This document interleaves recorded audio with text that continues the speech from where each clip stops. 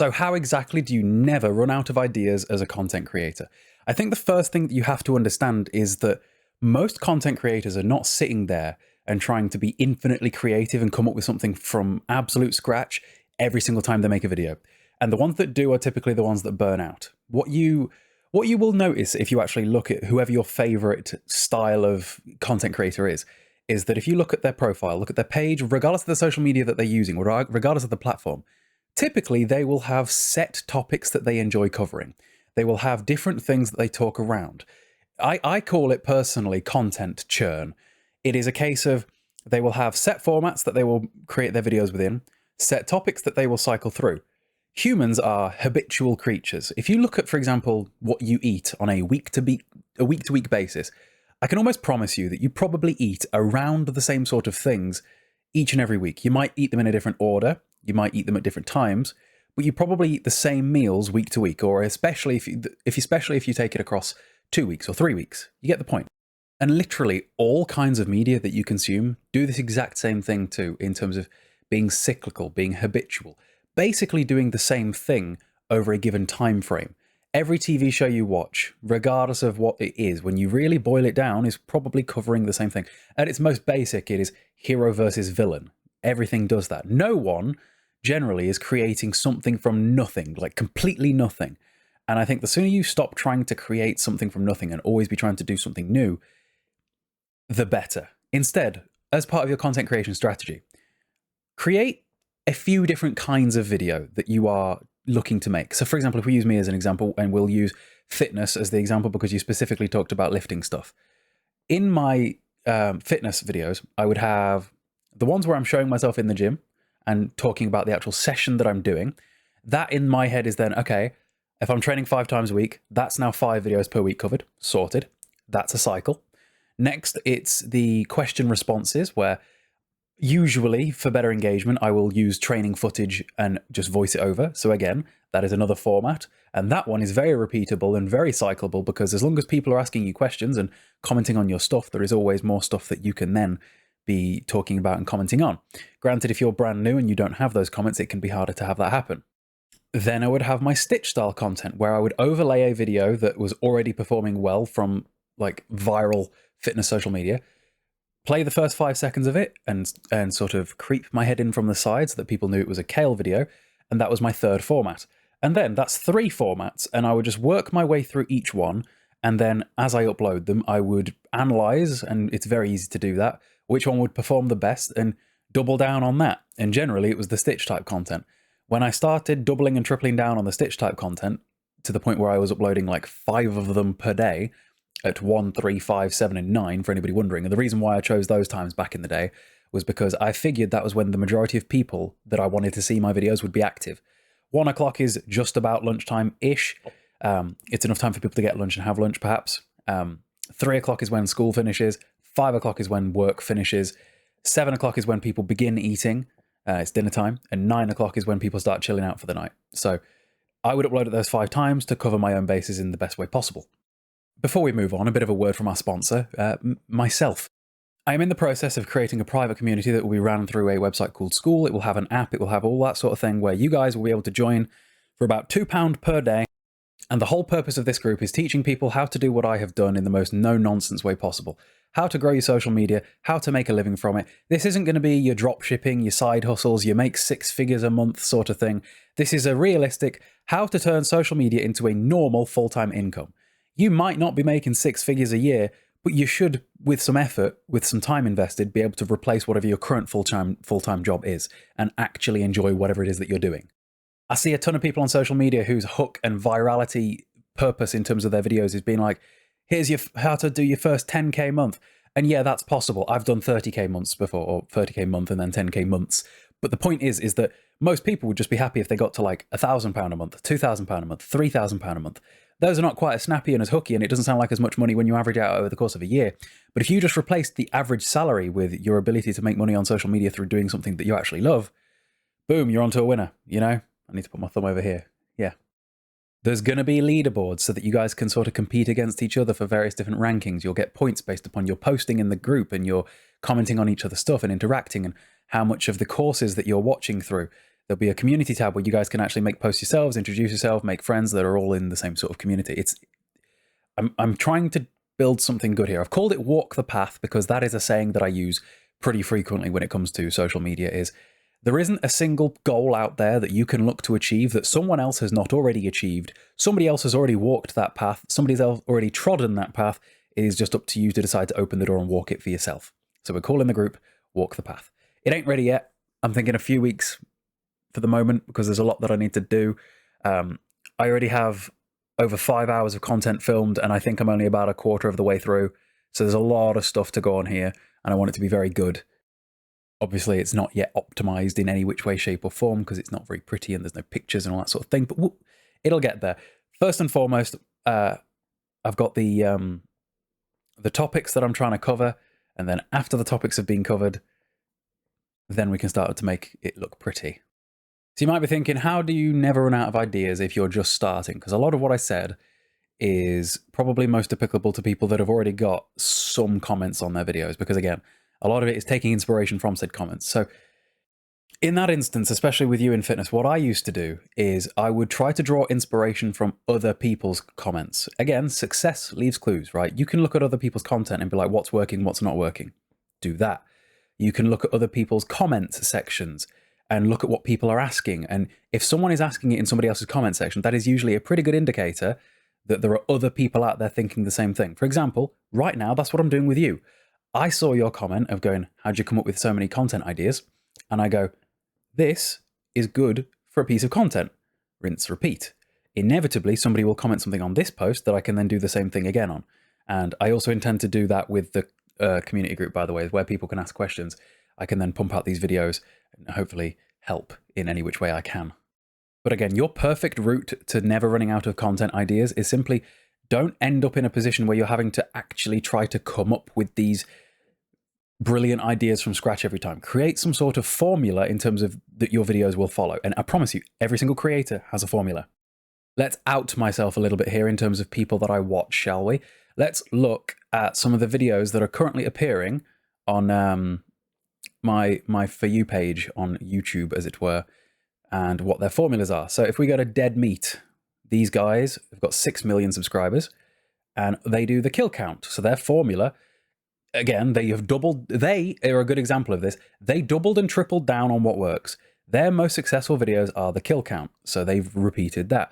In their early days, if we go to oldest, I would imagine, it's interesting, but it's still just the kill count. I was about to say, I would imagine there was probably other kinds of content, but no, it looks like they've been doing the kill count and nothing but the kill count. Maybe they unlisted some stuff, because a lot of people do. But generally what will happen is if you click on somebody's profile, their older uploads are a lot more sporadic in terms of the different kinds of things that they would do. I think some people, when they get pretty successful, do unlist a lot of their old stuff, but everybody will have a formula. So with Dead Meat, it's their kill count. If we look at Stafford, talking about money, if you actually look and pay attention, a lot of these topics will be following the same sort of formula. What happened to California? What happened to California? Japan?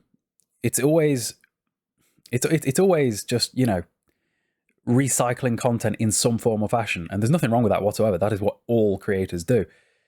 Like, how to invest, how to use this, what does this cost? It's never ideas from absolute scratch. It's always looking at what has previously worked before. And if you're brand new, that typically means looking at what the other people have successfully done. And again, this applies to just about any niche. Let's look at Jev. Hi, Jev. Look at Jev's video. So Jev's formula is very simple. He records himself playing gameplays and does edited cut commentaries just really quickly, and people love it. And Jev is at the point where his personal brand is to the point where if his face is in a thumbnail, people are clicking it, regardless of what he's playing, which is ideally, when you're a content creator, where you want to be. Which, by the way, this in and of itself, this video that I'm doing right now is a different style of content that you guys might be used to. I'm not using my usual camera. I'm using a different camera that's set up, and I'm recording this through OBS with a microphone, and obviously we're doing the screen capture thing. So you want to find various different formats that you can consistently make videos about. Then as you work your way through those formats, as you post, you will then be able to identify things that work, things that don't, things that you enjoy, things that you don't. Because remember, if you're not enjoying it, like you said in this original comment, you might struggle to stick with it long term, and that is going to be a bit of a red flag. in and of itself. You don't want to be the guy that is not enjoying things. But again, even accounts that aren't necessarily huge. So this dude, 10,000 followers. I watch him all the time. If we look at his content, his format is getting all the achievements in different games. And if you look, he's doubling and tripling down on that right now. And his views absolutely far exceed what his following might dictate. And that means he's onto a winning formula here and would be silly to do anything else right now. Again, in the early days, it is often about playing around with different formats and trying to figure out which ones work best for you. Retro Ghetto, he's got his formats where so Retro Ghetto's got a few different formats if you actually look at it. This is a great example. He's got the games where he's got the videos where he himself goes out buying games. He's got the videos where he goes out to some other collectors and like does a bit of a collab with them. He's got the format where he will show off what people have sent to him. He's got his week-long endeavors where he'll do certain tasks and things like that. Or, especially in collecting world, demonstrating an entire collection of a thing is another format as well.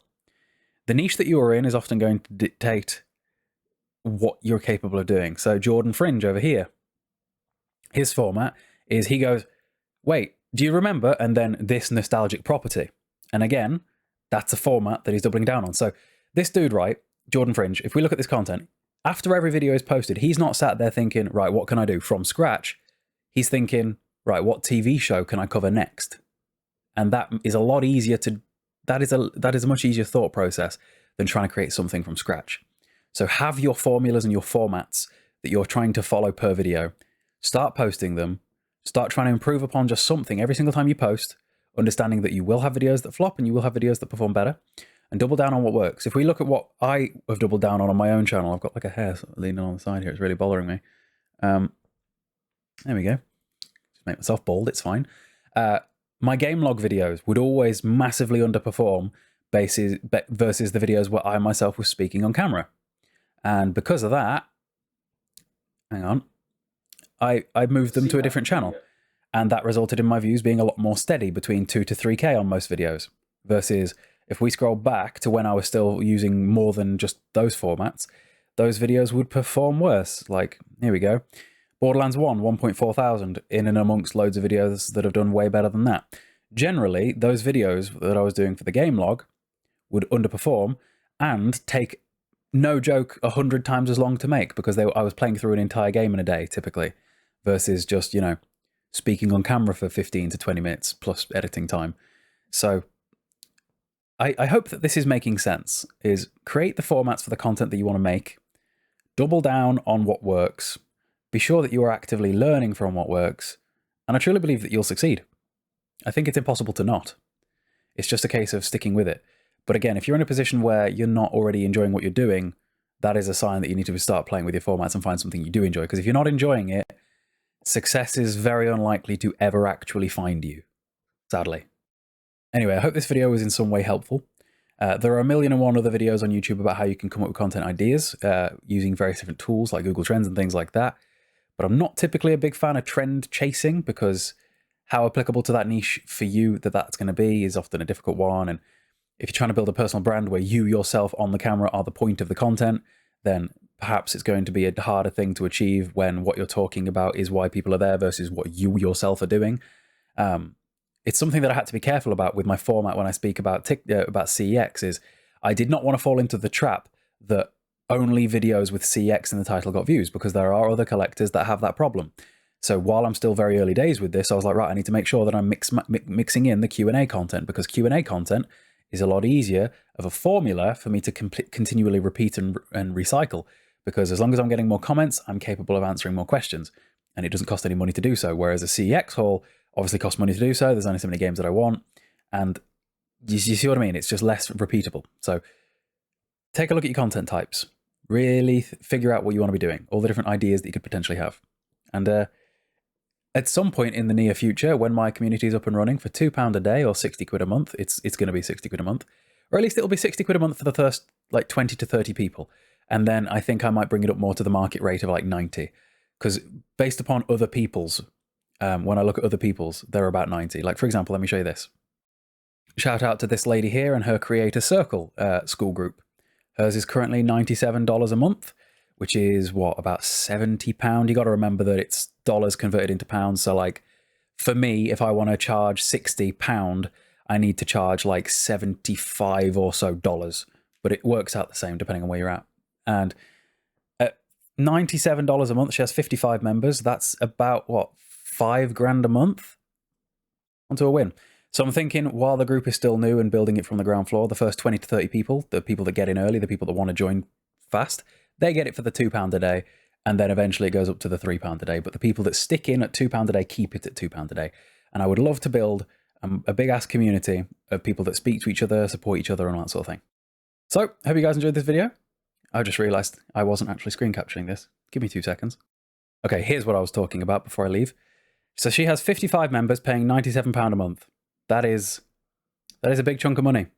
And that's a very interesting proposition, don't you think? So, like I was saying, I'm thinking first 20 to 30 people, I'll grandfather in at the £2 a day.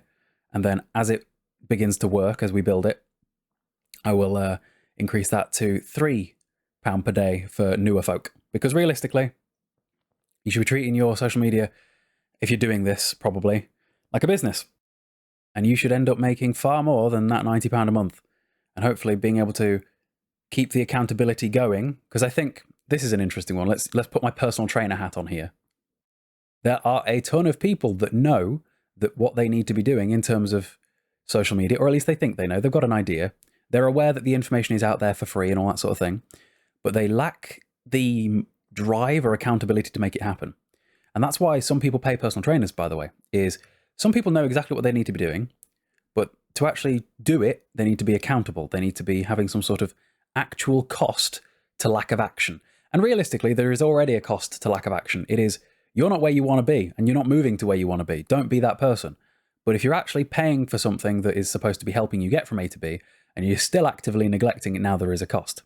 Whereas if you're not neglecting it, now it's an investment in yourself, and, because it's an educational thing, a tax write-off. Have fun. See you later, guys. Comment down below if you're in. About 7 or 8 people did in the last one. Love you all. Bye-bye.